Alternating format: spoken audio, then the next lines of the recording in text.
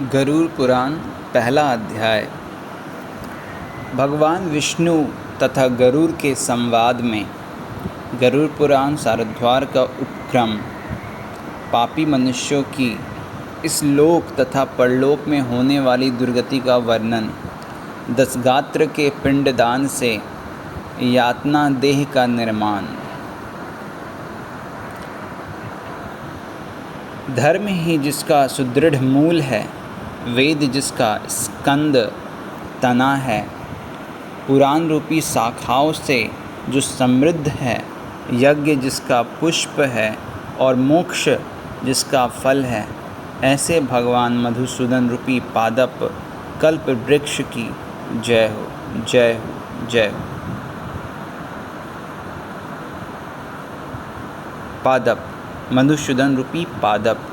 यहाँ जो शब्द दिए गए हैं उसका विस्तार।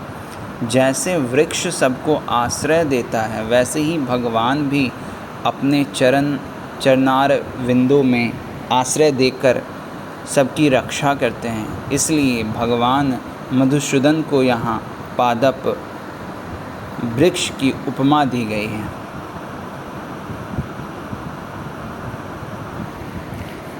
दैव क्षेत्र नैमिषारण्य में स्वर्गलोक की प्राप्ति की कामना से शौनकादि ऋषियों ने एक बार सहस्त्र वर्ष में पूर्ण होने वाला यज्ञ प्रारंभ किया।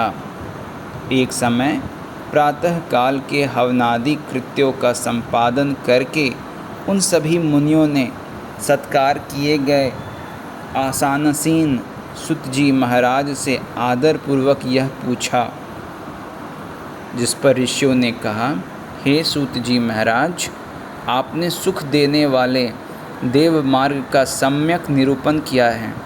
इस समय हम लोग भयावह यम मार्ग के विषय में सुनना चाहते हैं। आप सांसारिक सुखों को और उस क्लेश के विनाशक साधन को तथा इस लोक और परलोक के क्लेशों को यथावत वर्णन करने में समर्थ है, अतः उसका वर्णन कीजिए। सूत जी बोले, हे मुनियों, आप लोग सुने।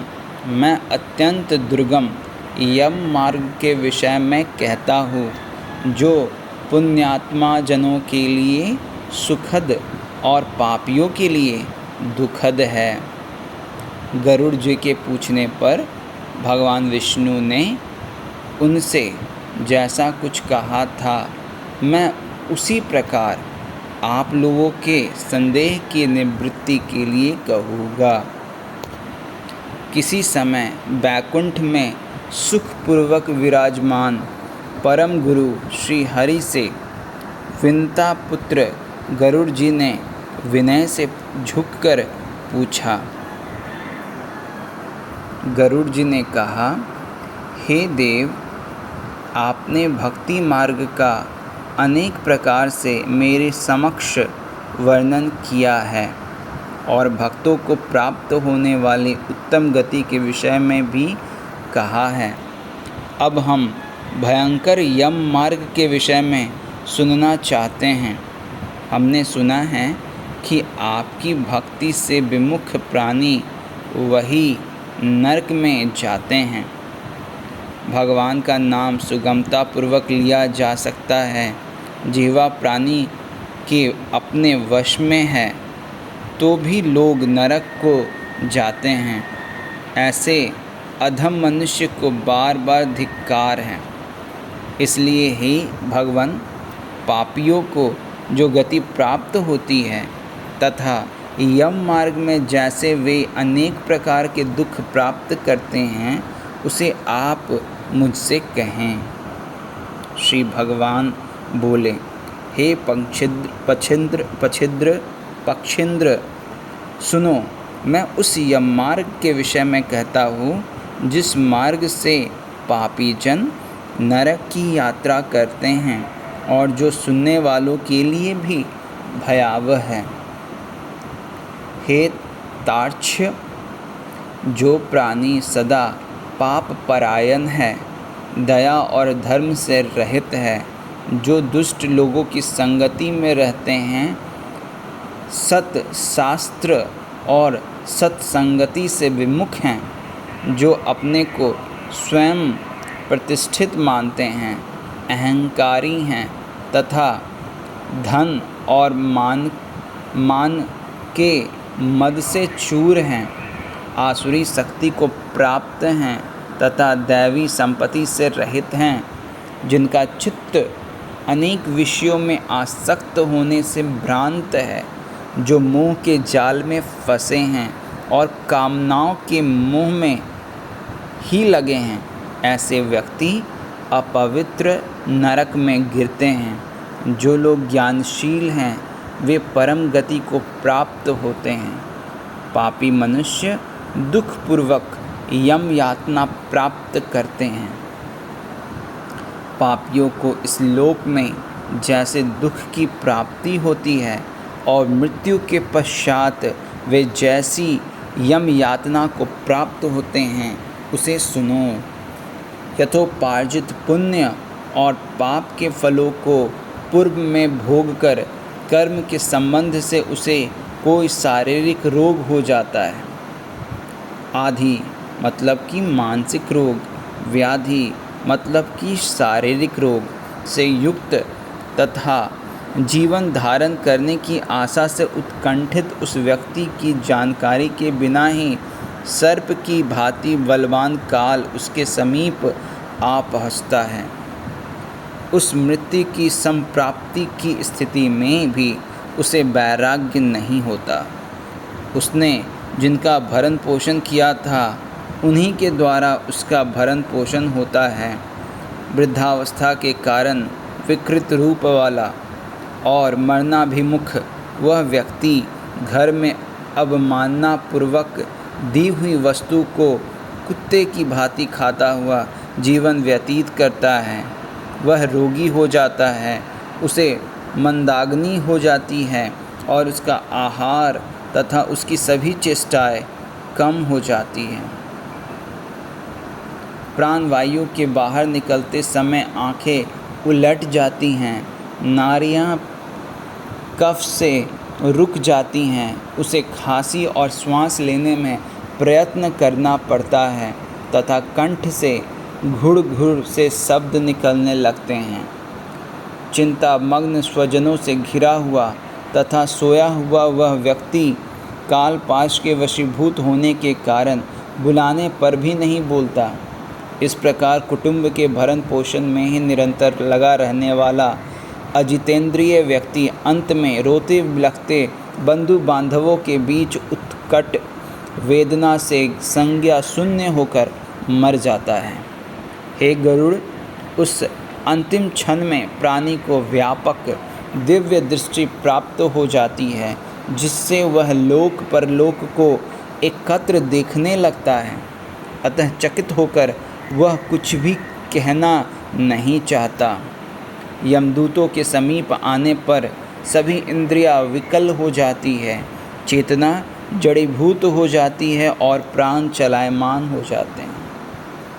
आतुर काल में प्राणवायु के अपने स्थान से चल देने पर एक क्षण भी एक कल्प के समान प्रतीत होता है और 100 बिच्छुओं के डंक मारने से जैसी पीड़ा होती है, वैसी पीड़ा का उस समय उसे अनुभव होने लगता है। वह मरणासन्न व्यक्ति फेन उगलने लगता है और उसका मुख लार से भर जाता है। पापी जनों के प्राणवायु अधोद्वार मतलब गुदा मार्ग से निकलते हैं। उस समय दोनों हाथों में पाश और दंड धारण किए नग्न दांतों को कटकटाते हुए क्रोधपूर्ण नेत्र वाले यम के 2 भयंकर दूत समीप में आते हैं। उनके केश ऊपर की ओर उठे होते हैं, वे कौवे के समान काले होते हैं और टेढ़े मुख वाले होते हैं तथा उनके नख आयुध की भांति होते हैं। उन्हें देखकर भयभीत हृदय वाला वह मरणासन्न प्राणी मलमूत्र का विसर्जन करने लगता है। अपने 5 भौतिक शरीर से हाय हाय करते हुए निकलता हुआ तथा यमदूतों के द्वारा पकड़ा हुआ वह अंगुष्ठ मात्र प्रमाण का पुरुष अपने घर को देखता हुआ यमदूतों के द्वारा यातना देह से ढक करके गले में बलपूर्वक पासों से बंधकर सुदूर यम मार्ग पर यातना के लिए उसी प्रकार ले जाया जाता है जिस प्रकार राजपुरुष दंडनीय अपराधी को ले जाते हैं। इस प्रकार ले जाते हुए उस जीव को यम के दूत तर्जना करके डराते हैं और नरकों के तीव्र भय का पुनः पुनः वर्णन करते हैं, मतलब सुनाते हैं। यमदूत कहते हैं, रे दुष्ट, शीघ्र चल, तुम यमलोक जाओगे। आज तुम्हें हम सब कुंभिपाक आदि नरकों में शीघ्र ही ले जाएंगे। इस प्रकार यमदूतों की वाणी तथा बंधु बांधवों का रुदन सुनता हुआ वह जीव जोर से हाहाकार करके विलाप करता है और यमदूतों के द्वारा प्रताड़ित किया जाता है। यमदूतों की तर्जनाओं से उसका हृदय विदीर्ण हो जाता है, वह कांपने लगता है। रास्ते में उसे कुत्ते काटते हैं और अपने पापों का स्मरण करता हुआ वह पीड़ित जीव यम मार्ग में चलता है।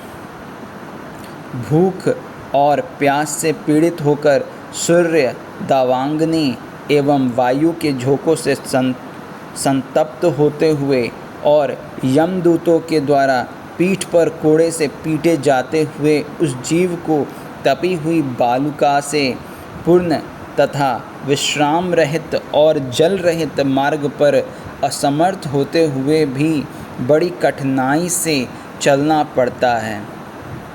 थक कर जगह जगह गिरता और मूर्छित होता हुआ वह पुनः उठकर पापी जनों की भांति अंधकारपूर्ण यमलोक में ले जाया जाता है। 2 अथवा 3 मुहूर्त में वह मनुष्य वहाँ पहुँचाया जाता है और यमदूत उसे घोर नरक यातनाओं को दिखाते हैं। मुहूर्त मात्र में यम को और नारकीय यातनाओं के भय को देखकर वह व्यक्ति यम की आज्ञा से आकाश मार्ग से यमदूतों के साथ पुनः इस लोक मनुष्य लोक में चला आता है। मनुष्य लोक में आकर अनादि वासना से बद्ध वह जीव देह में प्रविष्ट होने की इच्छा रखता है, किंतु यमदूतों द्वारा पकड़कर पाश में बांध दिए जाने से भूख और प्यास से अत्यंत पीड़ित होकर रोता है। हे तार्क्ष, वह पातकी प्राणी पुत्रों से दिए हुए पिंड एवं आतुर काल में दिए हुए दान को प्राप्त करता है तो भी उस नास्तिक को तृप्ति नहीं होती। पुत्रादि के द्वारा पापियों के उद्देश्य से किए गए श्राद्ध, दान तथा जलांजलि उनके पास ठहरती नहीं, अतः पिंडदान का भोग करने पर भी वे झुआं से व्याकुल होकर यम मार्ग में जाते हैं। जिनका पिंडदान नहीं होता वे प्रेत रूप में होकर कल्प पर्यंत निर्जन वन में बहुत दुखी होकर भ्रमण करते रहते हैं। सैकड़ों करोड़ कल्प बीत जाने पर भी बिना भोग किए कर्म फल का नाश नहीं होता और जब तक वह पापी जीव यातनाओं का भोग नहीं कर लेता तब तक उसे मनुष्य शरीर भी प्राप्त नहीं होता। हे पंक्षी, इसलिए पुत्र को चाहिए कि वह 10 दिनों तक प्रतिदिन पिंडदान करे। हे पंक्षी श्रेष्ठ, वे पिंड प्रतिदिन 4 भागों में विभक्त होते हैं। उनमें 2 भाग तो प्रेत के देह के पंचभूतों की पुष्टि के लिए होते हैं, तीसरा भाग यमदूतों को प्राप्त होता है और चौथे भाग से उस जीव को आहार प्राप्त होता है। 9 रात 9 रात दिनों में पिंड को प्राप्त करके प्रेत का शरीर बन जाता है और 10वें दिन उसमें बल की प्राप्ति होती है। हे खग, मृत व्यक्ति के देह के जल जाने पर पिंड के द्वारा पुनः 1 हाथ लंबा शरीर प्राप्त होता है, जिसके द्वारा वह प्राणी यमलोक के रास्ते में शुभ और अशुभ कर्मों के फल को भोगता है।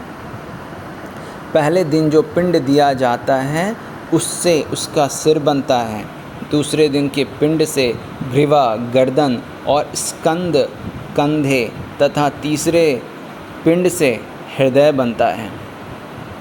चौथे पिंड से पृष्ठ भाग, पीठ, 5वें से नाभि, छठे तथा 7वें पिंड से क्रमशः कटी, कमर और गुहांग उत्पन्न होते हैं। 8वें पिंड से उरु, जांघें और 9वें पिंड से जानू, घुटने तथा पैर बनते हैं। इस प्रकार 9 पिंडों से देह को प्राप्त करके 10वें पिंड से उसकी क्षुधा और तृषा, भूख प्यास ये दोनों जागृत होती है। इस पिंड शरीर को प्राप्त करके भूख और प्यास से पीड़ित जीव 11वें तथा 12वें 2 दिन भोजन करता है। 13वें दिन यमदूतों के द्वारा बंदर की तरह बंधा हुआ वह प्राणी अकेला उस यम मार्ग में जाता है। हे खग, मार्ग में मिलने वाली वैतरणी नदी को छोड़कर यमलोक के मार्ग की दूरी प्रमाण 86,000 योजन है। वह प्रेत प्रतिदिन रात दिन में 247 योजन चलता है। मार्ग में आए हुए इन 16 पुरों मतलब नगरों को पार करके पातकी व्यक्ति धर्मराज के भवन में जाता है। सौम्यपुर, सौरीपुर, नगेंद्र भवन, गंधर्वपुर, शैलागम, क्रौंचपुर, क्रूरपुर, क्रूरपुर, विचित्र भवन, बहवादपुर, दुखदपुर, नानाक्रंदपुर, सुतप्त भवन, रौद्रपुर, वर्षनपुर, सिताढ़्यपुर, बहुभितिपुर को पार करके इनके आगे यमपुरी में धर्मराज का भवन स्थित है। यमराज के दूतों के पाशों से बंधा हुआ पापी जीव रास्ते भर हाहाकार करता रोता हुआ अपने घर को छोड़ करके यमपुरी को जाता है।